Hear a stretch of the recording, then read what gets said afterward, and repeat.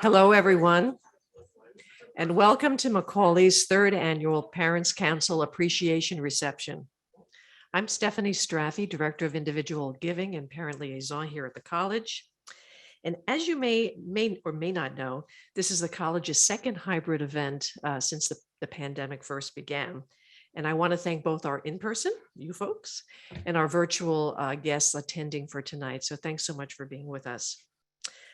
This event is an opportunity for all of us at Macaulay to thank you for being members of the Parents Council and for generously supporting the college as donors and as volunteers. As many of you know, and I remember this well, and Eric, you do too, the Parents Council was launched in October of 2018, and it has grown to include 138 parent families. Tonight, you will hear from Macaulay's interim dean, Dr. Vanessa Valdez, Council Chair Eric Gelb, and the co-leads of our 4 working committees. The college, together with the Parents Council, is working to provide our students with an honors education that is second to none. We are grateful to you for being such important members of our community. Before I introduce Dr. Valdez, I'd like to share a short video clip of an event held here in the lecture hall last month, celebrating Macaulay's accomplishments from 2016 to 2021, known as the Dean Pearl years. The Parents Council was created during Dean Pearl's tenure, and one of its goals has been to work on college-related issues that keep Dean Pearl up at night. She was a great supporter and advocate for the council from day one, so it's fitting to share some of the highlights of the past 5 years. So let's show that video. Hello, my name is Tony Meyer, and I serve as the chair of the Macaulay Honors College Foundation Board. I've served under some tremendous deans of Macaulay, Laura Shore, Ann Kirshner, and most recently, Mary Pearl. Mary brought tremendous innovations to the college itself and to our community, including the Bridge Transfer Program, whereby some of our students were able to transfer in from community colleges in the CUNY system. You created and championed the Macaulay Transfer Program, which gave students who did not know about Macaulay in high school a chance to transfer in. You are also extremely supportive on an initiative that I helped organize, the Macaulay CUNY Hackathon, which happened twice and brought together students across CUNY campuses in order to help and try to solve problems. She just inspired us in so many ways, along with the founder, to keep chasing after our dreams and to continue to study and work hard. Mary created and sourced the funding for robust health and wellness programming for our students. And under her leadership, we greatly expanded the career development offerings for students and our graduates. Career Services at Macaulay has been instrumental in opening my eyes to the plethora of industries and jobs out there and in guiding me through the process of exploring what exactly I want to do in my career. Mary also tirelessly lobbied CUNY Central to secure additional funding for STAR faculty positions.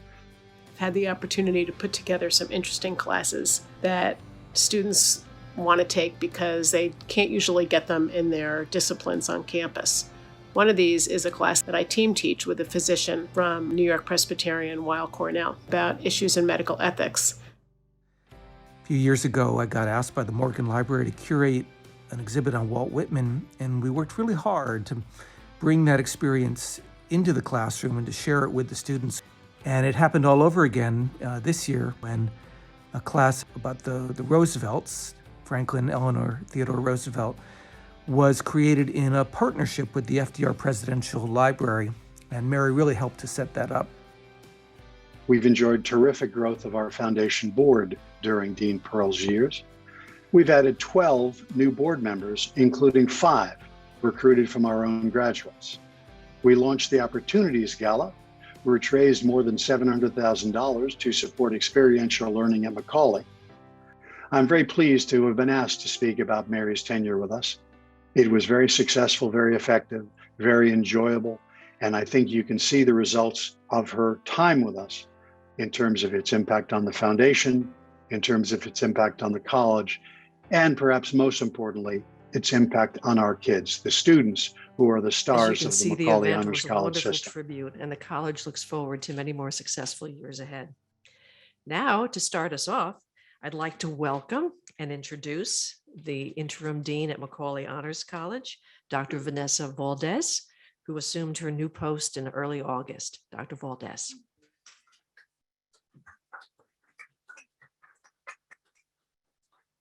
Thank you and good evening. Good evening to those of you who are on Zoom. Thank you for those of you who are in person. So I wanted to give you a little bit of background about myself, but before I do so, I want to tell you how very, very critical you as parents are to Macaulay.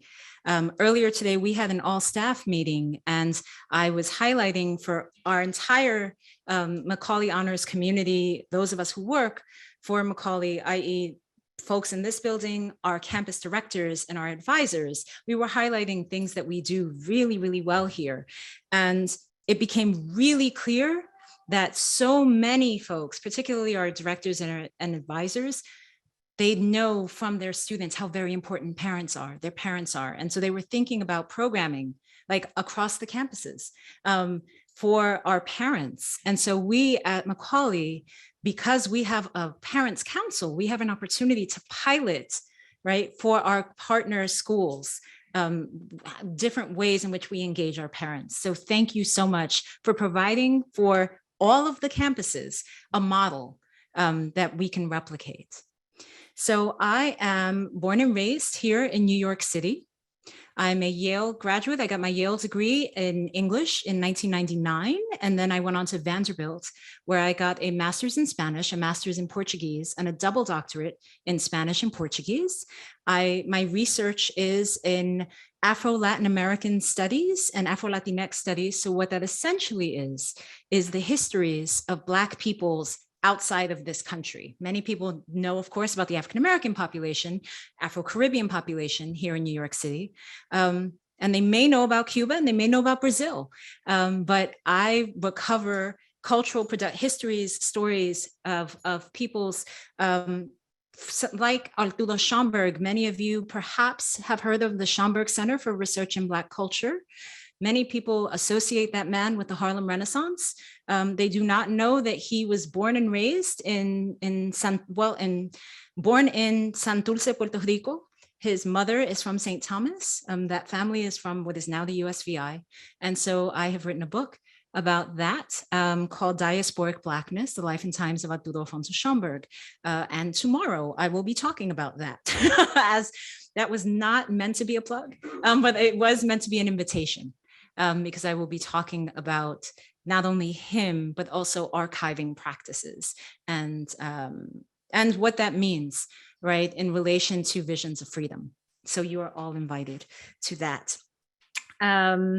So prior to being here, I started at CUNY in 2007, graduated May 2007, and August 2007, I was in the City College of New York, which is where I have been until coming here at Macaulay. And so I'm a professor of Spanish and Portuguese.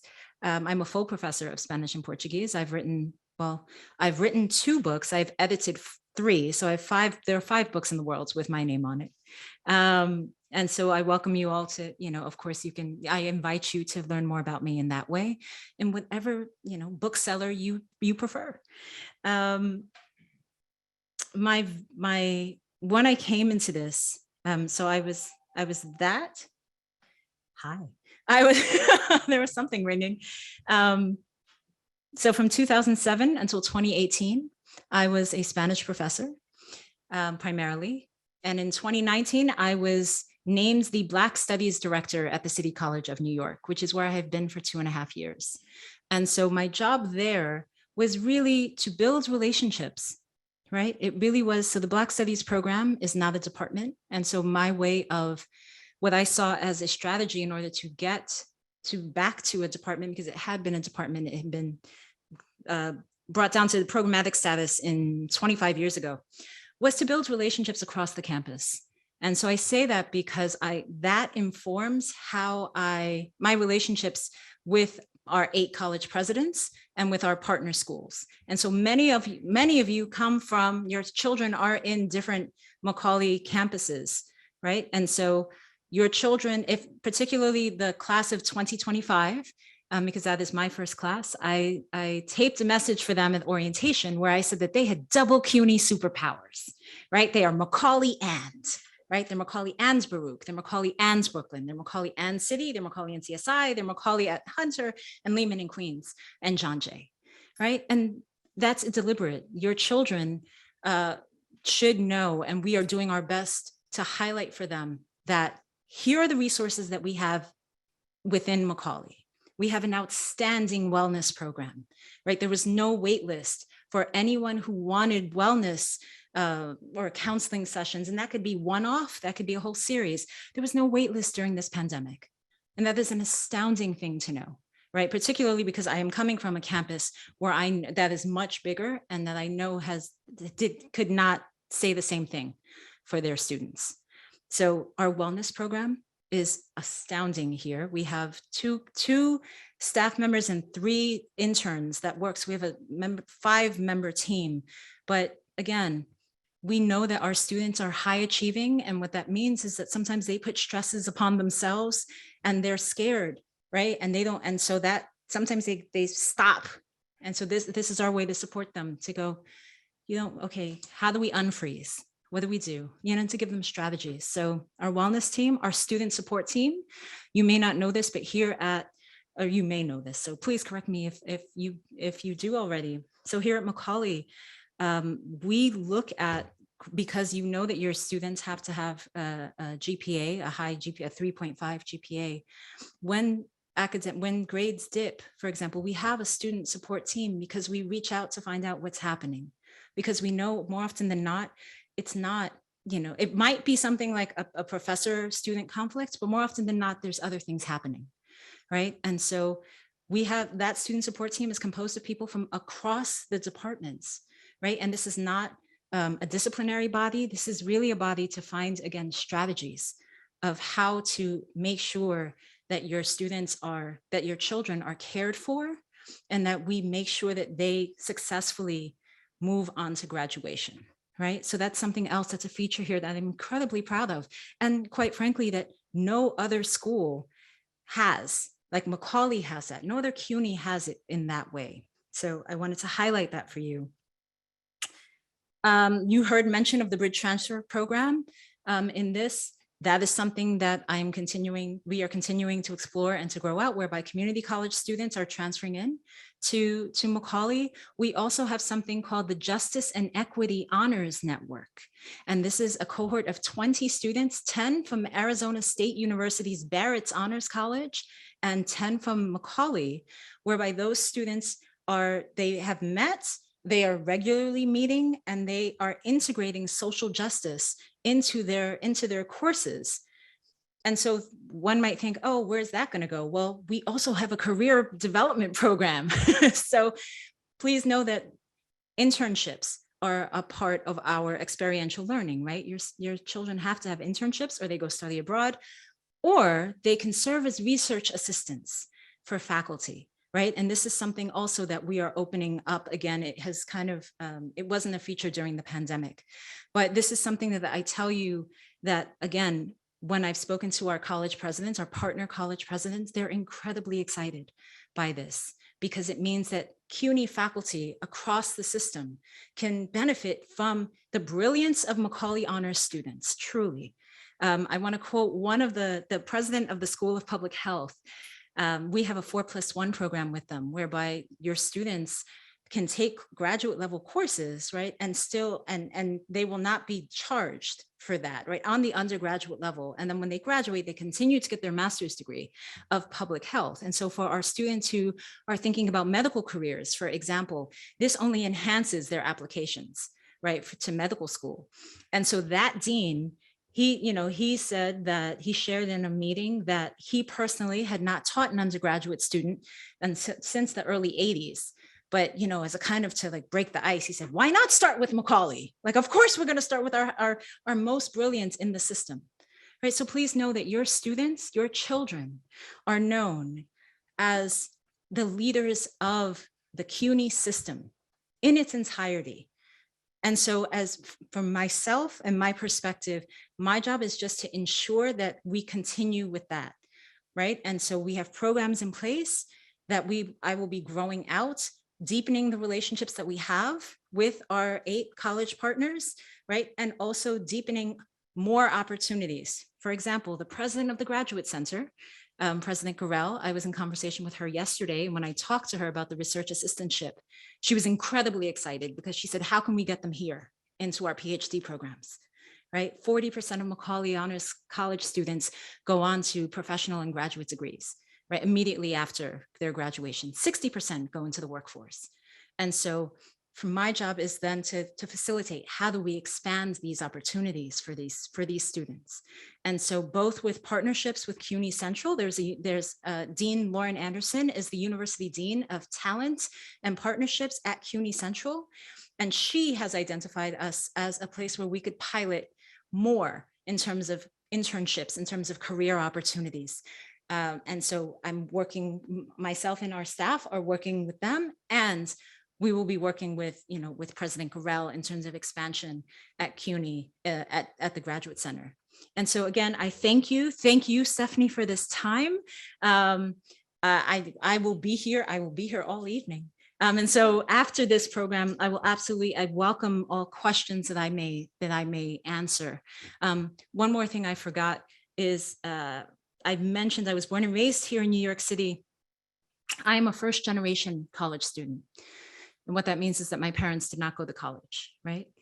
We are rolling out a first-generation initiative here, whereby our students who are first-gen, and that also includes parents who went, they got their degrees in other countries, right? And then they come here, your student presents you with a FAFSA. What? And so that too is first-gen experience. But what you will see is when you look at the Macaulay website, you will see on our profile page, those of us who identify as first gen, we have a first gen logo. And so that is how we will be rolling that out slowly, because that is something that several of you may have been the first in your families to be first gen, to have gone to college. So it unites our parents, it unites our alums, it unites our prospective students, it unites our current students. And so please stay tuned for that as we roll that out. Again, thank you for listening to me for these minutes, and I will pass it back to Stephanie.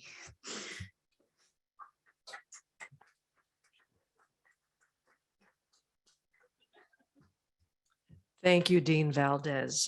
We're glad that you could be here tonight and in person to share your vision for expanding and deepening, opportunities for Macaulay, both within and outside the university. So thank you. I'd now like to introduce Eric Gelb, the chair of the Parents Council. Eric's leadership has been essential to getting the council off the ground and moving forward. And I'm thankful to him for his ideas, for his generosity, and for his commitment to really bringing together the parent community at Macaulay. Eric. Thanks.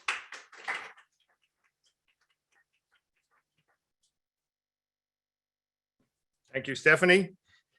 Dr. Valdez, and welcome to the Macaulay family. You're a welcomed addition. And for everyone joining us tonight, big welcome to our Parents Council members who have really ventured out here in person, which is big in COVID. Hopefully it's behind us, but who knows? And for generous and joining virtually and generously supporting Macaulay as donors, volunteers, and attending these events. Like many of you, I was on the phone since 7 a.m. this morning. I'm out near White Plains in a town called Larchmont, and I was like, wow, I'm gonna get on the train. It's not even that far, right? It's 35 minutes. And then I walked in here, and the energy and the warmth that I felt was just incredible. My daughter Alana graduated in 2016, and she took more than full advantage of the Opportunities Fund, which is what we're trying to help. And she did orphanage work in several countries, which really changed her life. And today she's working at the Red Cross, the American Red Cross at the UN. So I am grateful to Macaulay and everyone here, and on this mission to try to expand and enable others to have this rich experience. So since 2018, we now have 138 families We're hoping to, I don't know, Stephanie told me we're gonna double or triple, I don't know, something like that. Bring some friends, bring children, whoever you want, you know. And as of June 30th, 2021, in a tough year, our parent community raised close to $84,000. That's a few thousand over our goal. So that's pretty amazing. I'm grateful to everyone who was kind enough to contribute and make a difference. And really, this education on an academic and social and community-based level is incredible. And all the council members, they make a difference in that by your financial contribution and your being here and volunteering on committees. So of course, the goals are up this year. We're trying to get to 95,000. And it's our 20th anniversary year, which is amazing. You know, it's interesting. We're grateful to New York State, who funds the tuition, but it doesn't go that far. They used to fund a free laptop for everyone, and now they don't. So that was pressed and to add more and whatnot. And so whatever in your heart, and you can bring some friends along, we would be greatly appreciated for all the students and the Macaulay community. So we're going to have more events, and I look forward to the day when we can have everyone in the same room live again without anxiety about that. And it is crazy. So of course, this is a time when many parents council memberships are up for renewal. So I'm sure Stephanie will reach out. She reached out to me already. I did re-up. So please join, come on a committee. And I'll get to that in a second. We need new members and consistency and more energy, which everyone has. The time commitment's not too burdensome, although our committee chairs are pretty zealous, which is cool. And they've done extraordinary things. And, you know, we're working on college related issues and really making a difference for the students and trying to raise the brand profile of the school in the state and hopefully nationally. And that helps all the graduates. I know I went to a different school in Philadelphia and they wouldn't have me today. So I was grateful to get there at that time.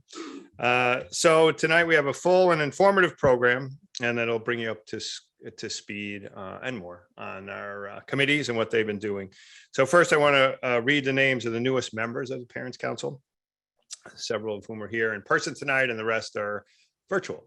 So Nina Bickel, parent of 14, Timothy Day and Lynn Tomzik, parent class of 24, Debbie Grillos and Joseph Yenna, P25, Timothy Gunkel and Gina Minielli, P23, Benjamin, sounds like a bingo game, right? Benjamin and Linda Kaufman, 25, Jean and Leticia Nazari, who I just met, who's friends with a guy I work with. It's too funny. It's a small world. P25, John Prakasam, 24.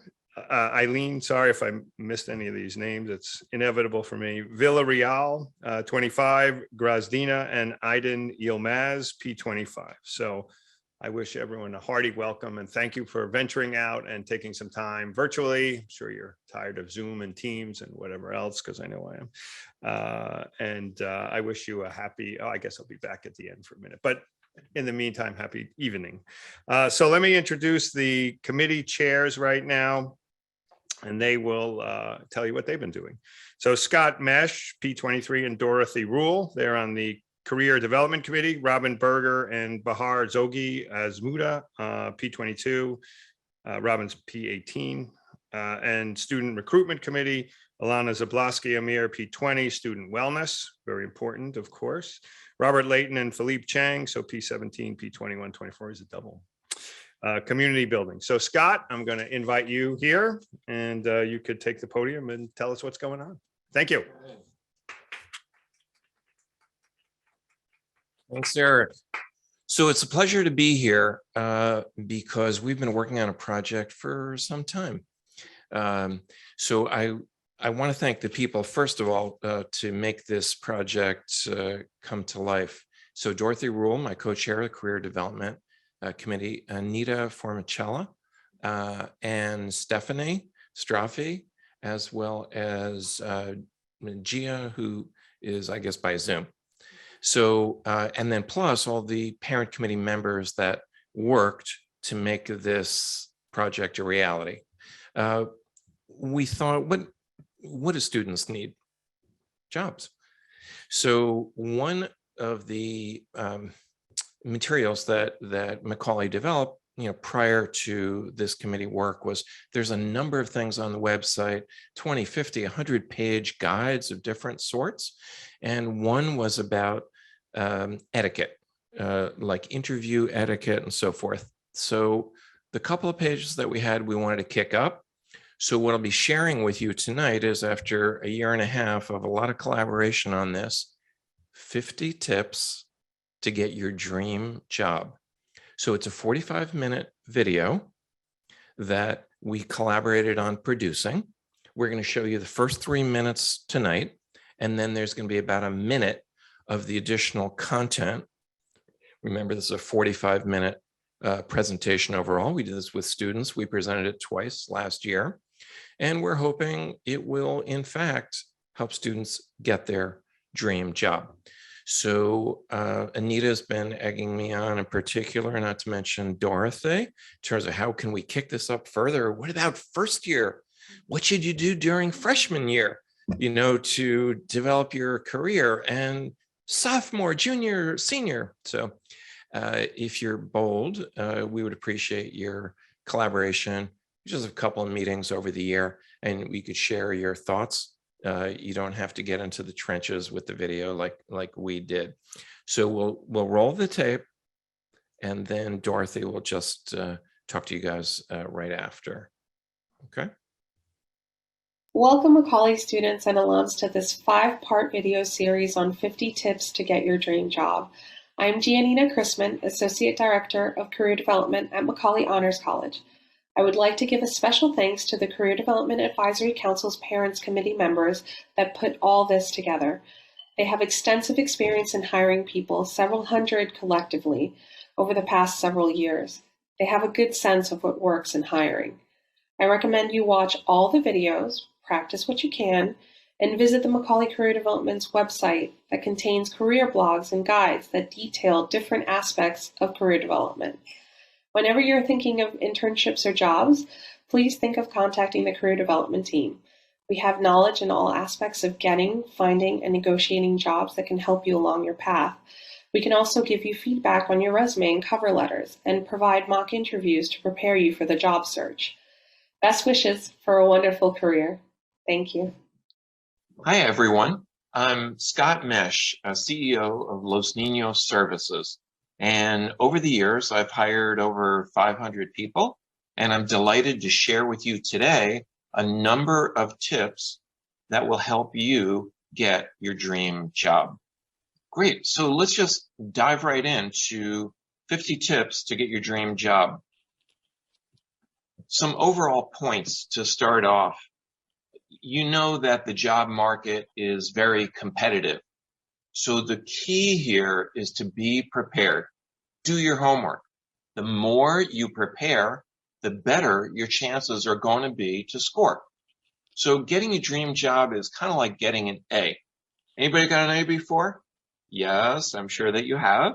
Exactly. So you got to do your homework. Find out what the professor wants. Do that, and you'll get an A. So getting a dream job, find out what the company wants, give that to them, and you're going to be likely to be hired. So point number 3, remember that everything can be Googled.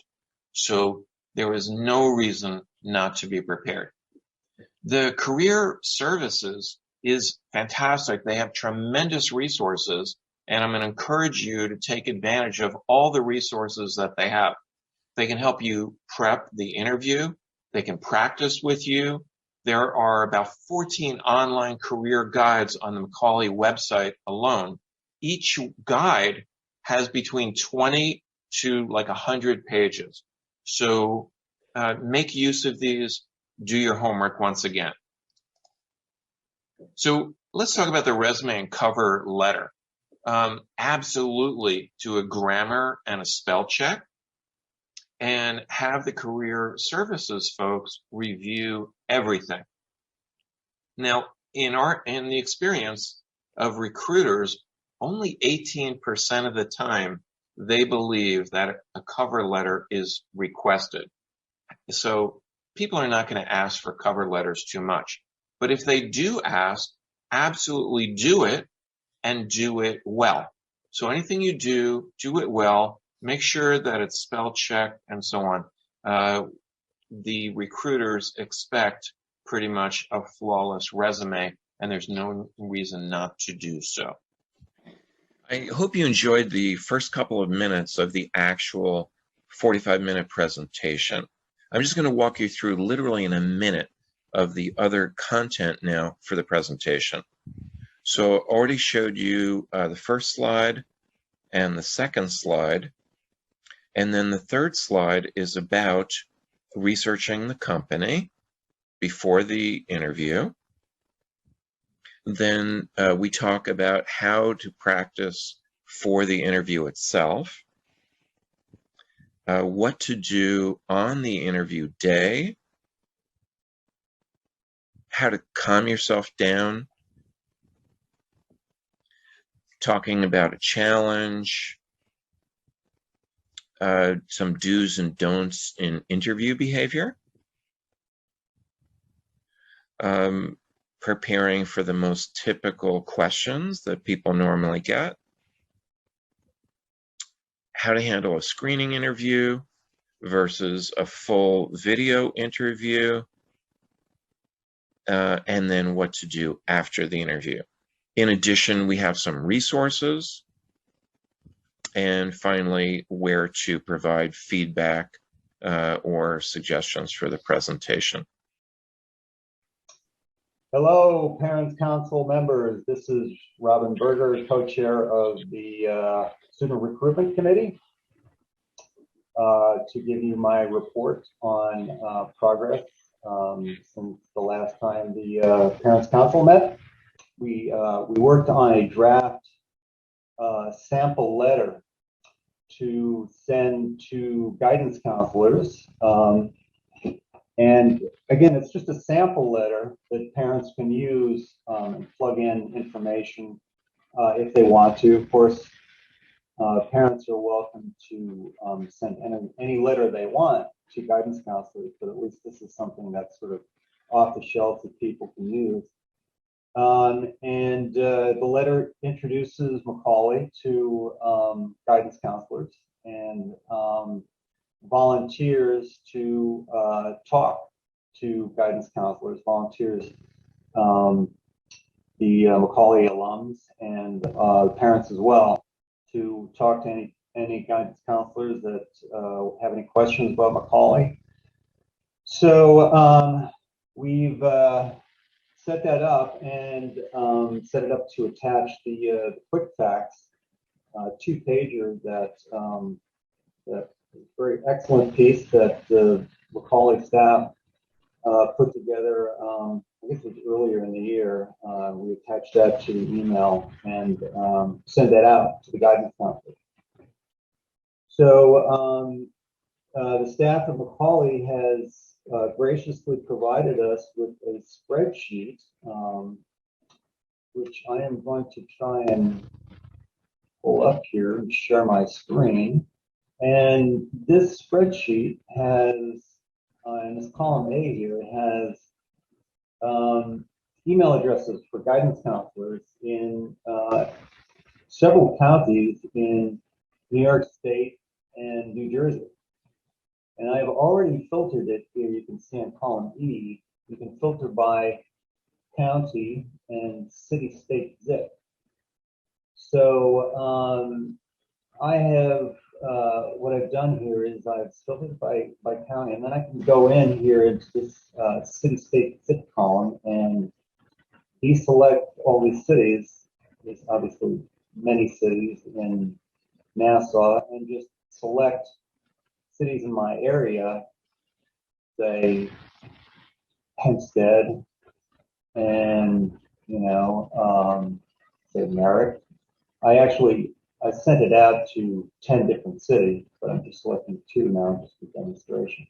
And you can see it filters by neighboring communities, and all I have to do is come in here and highlight the email addresses in column A and then open an email and just drop those to control copy and drop those email addresses into an email and send off that draft letter, and there you go. Anyway, we want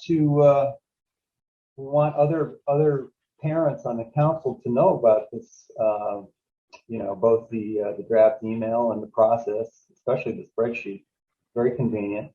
If anybody else wants to reach out to counselors in their area, this is certainly a handy resource. The only thing we would ask is that we try and coordinate it, because we obviously don't want to duplicate emails to people and overwhelm them. We wanted to remind parents that there is a CUNY website, and it's on my screen right now, that has offers what Stephanie calls swag. In fact, to get to this website, all you gotta do is type into your browser Macaulay swag, and the first hit will probably be this website here. So you can see down here, they got drinkware, headwear, t-shirts. I am now wearing a Macaulay t-shirt, which I ordered from the website. And it came within just a few days of placing my order. I also got a cap, very sturdy cap, by the way. It's very well made. This cap probably would last a lifetime. So I would encourage all parents on the Parents Council, in advance of the holidays, to check this out and maybe do some shopping for some gifts to give to your kids and your family members, and get the word out. So that's my report. Happy holidays, everybody. I'm Ilana Zableski Amir. I'm the chair of the Student Wellness Committee. The goal of the committee is to encourage wellness and self-care practices for students, both from physical and mental health aspects. Our active team is Stephanie Straffi, the parent liaison to Macaulay, among other things, Danielle Lamphere, and Anne Wennerstrand. The initiative we're actively working on has the goal basically of, in a fun, engaging way, to encourage students to include nourishing foods into their lifestyles. We came up with the idea of holding a healthy, tasty smoothie recipe campus-wide contest. So ideally, we would have the students create a recipe with certain guidelines, and then we would partner with a community partner such as Juice Generation, Juice Press, Joe and the Juice, or whoever we could find that would be interested in working with us, to use that perhaps as the recipe of their month, do a taste test, pick a winner. The student will get bragging rights and will get a little prize, and the community partner would in turn be promoted within our Macaulay community, and then also have the opportunity for some community service. So the guidelines obviously would be designed by us and the community partner.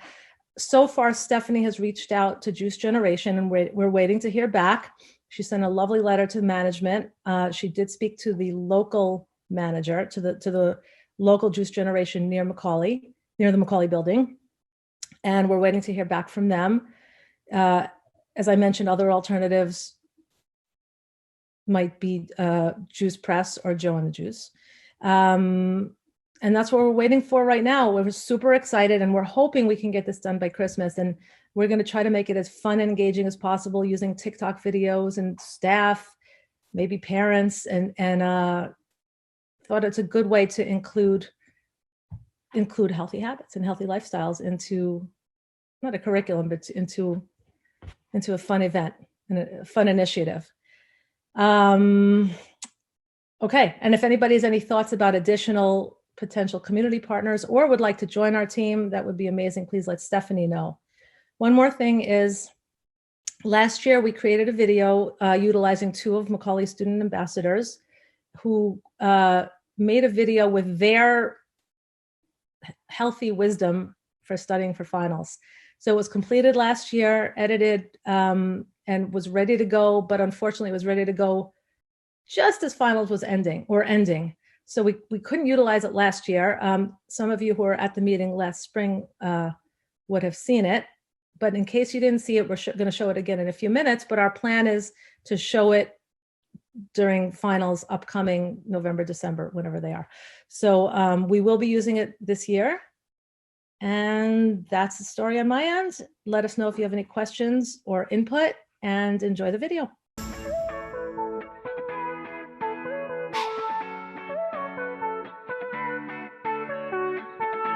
Hello everyone, my name is Hunter Moran. I'm a rising junior in the Macaulay Honors Program, and I study economics on the pre-med track, minoring in public policy and music.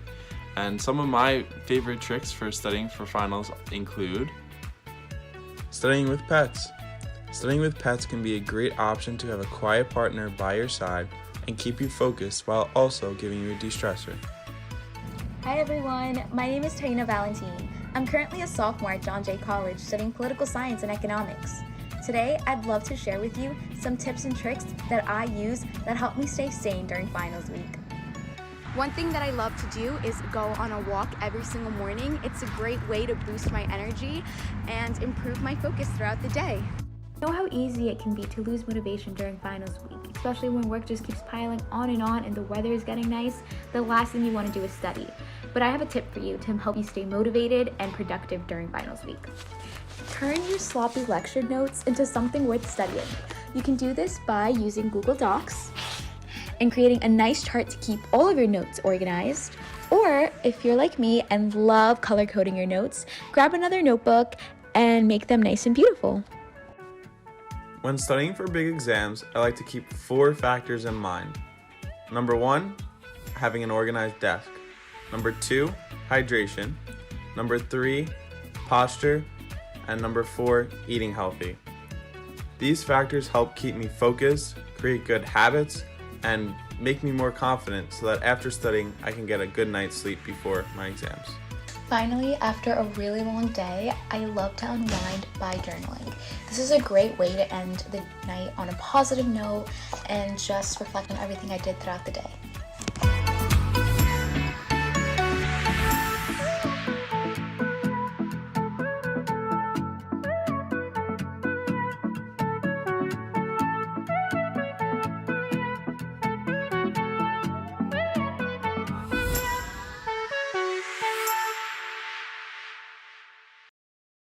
I'm Robert Layton, and along with Philippe Cheng, we're going to be talking about the Community Building Committee. So the purpose of our committee is to stitch together a community of the disparate elements of people who are concerned with Macaulay. So we have students and alums, we have parents of students, and also parents of alums. And this was not the easiest year to do that type of community building, of course, because of COVID. So in February, we talked about an initiative where we could reach out to the families of new students with a get to know you questionnaire. So the committee got together, we wrote up some questions, we whittled them down, we worked out some language as to how to send this out. And it went to the families of the class of 2024, but it went out in the spring, it went out in March. And that was, late in the year. So although there were over 400 families that it went to, we heard from in the 25 range. We did some follow-ups with them. But then it became time to concentrate on the class of 2025. So there were 400 families that our questionnaire went to, and having had a chance to refine how we were sending this out and how we were doing the follow-ups, this went out in September. We have so far received triple that number of responses, and a reminder went out just recently. So we could be getting even more to come. Hopefully, we're going to give the parents a chance to not only get to know one another, but get a chance to express their own feelings about what this year is like for them and like for their students. And we'd like to convert many of those families, if we can, into joining the parents committee, donating their time, donating their money, and just feeling like they are a part of the Macaulay community. So now, with an eye towards what's coming next, I'll turn this over to Philippe. Thanks, Robert. Robert has spoken about what we have done in the past year, and we're going to plan a new community building meeting with current and any new members. And we would like to encourage anyone who would like to join us to contact our fearless leader, Stephanie, who Robert and I would also like to thank her and the terrific Macaulay staff for facilitating our ideas and work. We don't have an agenda that's been fully determined, but we do have a couple of ideas. And one is that we would like to begin to work on is the laptop campaign. I don't know how many of you know that the state has stopped funding the laptop campaign for giving each incoming Macaulay student a new laptop. And last year was the first year that the state stopped paying for it. So Macaulay is left to raise money for this. And so I think one of the areas we'd like to help is with current alumni parents and students to see how we can impact that campaign. And that's one of the things we'll talk about. The other thing will be determining the effectiveness of the work we're doing through the metrics that Stephanie has been working on with us to see how many people are contributing, how many people are joining, and to brainstorm any new ideas that would help us achieve more community and help parents and families feel more a part of Macaulay. And with that, we thank you, and we hope if there are any parents out there that would like to join our committee, we would welcome you, and thank you. Wow. So as you can see, our committees have undertaken important initiatives, to support the college and our students. And it has been a pleasure for me to work closely, with Scott, with Dorothy, with Anita, Robin, Bahar, Alana, Robert, Philippe, and others. And I want to thank everybody for their dedication and their leadership. So thank you so much. Couldn't do any of this without you. At this point, I'd like to share some fundraising updates and news of upcoming events celebrating Macaulay's 20th anniversary, which you've heard from Eric and also from Dr. Valdez. Last year, the college launched its first ever laptop campaign, which you just heard a little bit about. And this is to raise money to cover the costs of brand new MacBooks for the class of 2024. So providing laptops to every member of the first year class has been a tradition at Macaulay since its doors first opened in August of 2001.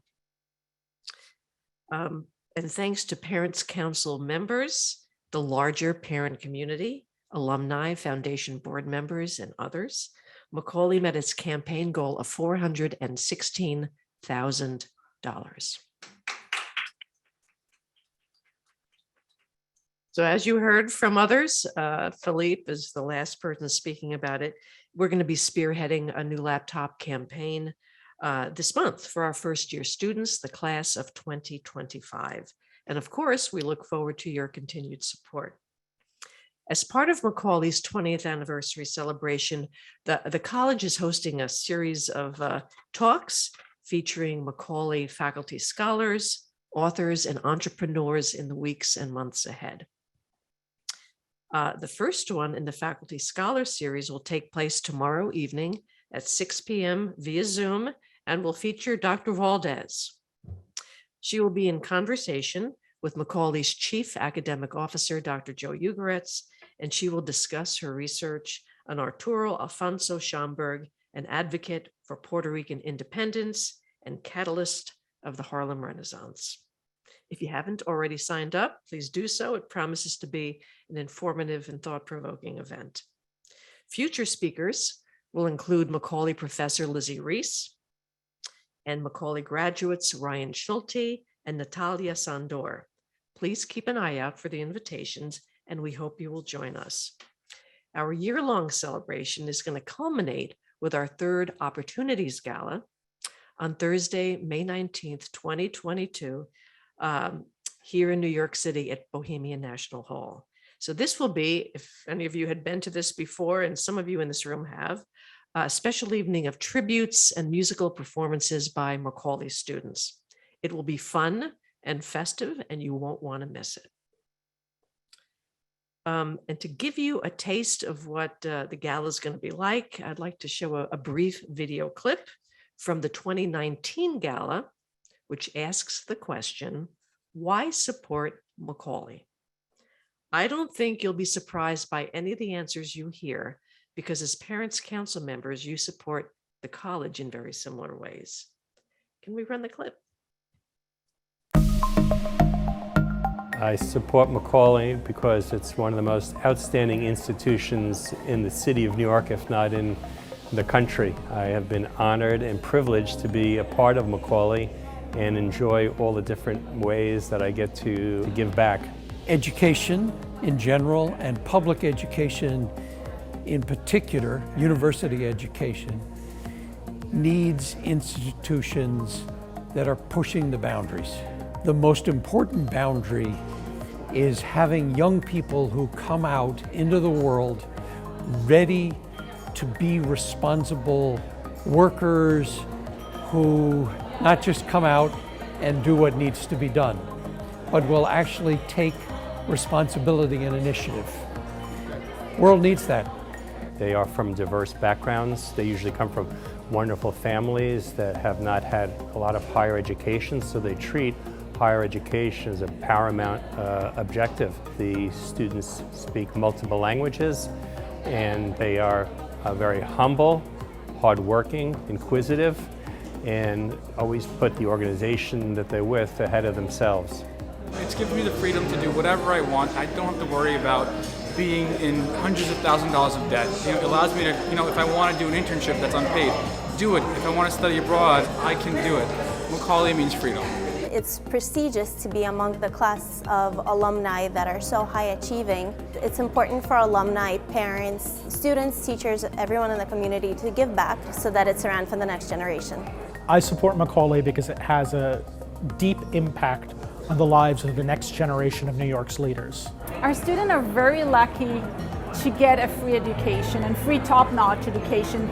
So I think whatever you can to give back, that's wonderful. Whether it's in money or in time and being more involved, it's all come back to our children eventually. I feel really grateful that I'm able to, and I think back to the fact that I don't have any financial debt, and that's part of the reason why I can give back.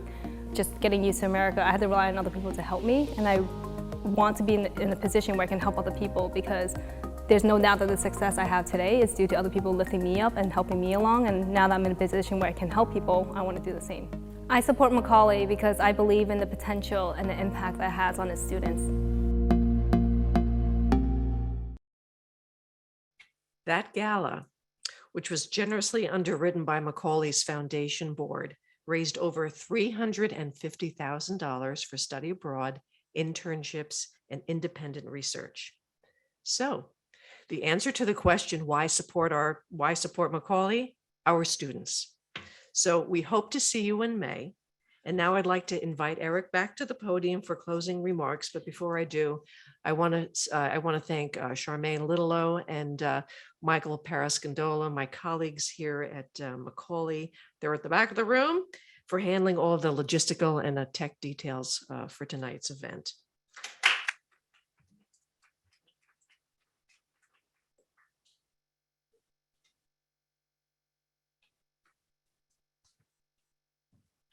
So believe it or not, I have actually nothing to say.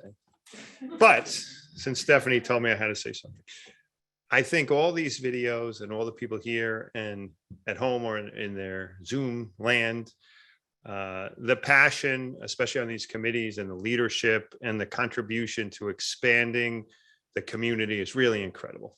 And the love and caring, it's great, especially in a crazy time of pandemic and Washington where nobody gets along with anybody. It's a disaster. So I am grateful that everyone is here and participating and giving generously with their time and financial resources and helping the community grow. And that's really important to all of us so that our current students and the generations to come can get more and more out of the Macaulay experience and the education in total. And we can hopefully soon resume more face-to-face meetings, which I really enjoy, and send our students to abroad and internships without worry. I think that's really, really important. So I hope everyone will contribute and renew or join, and maybe give a little more if they can, and get involved. I think that's really putting aside money, which is really helpful. I end up doing different things.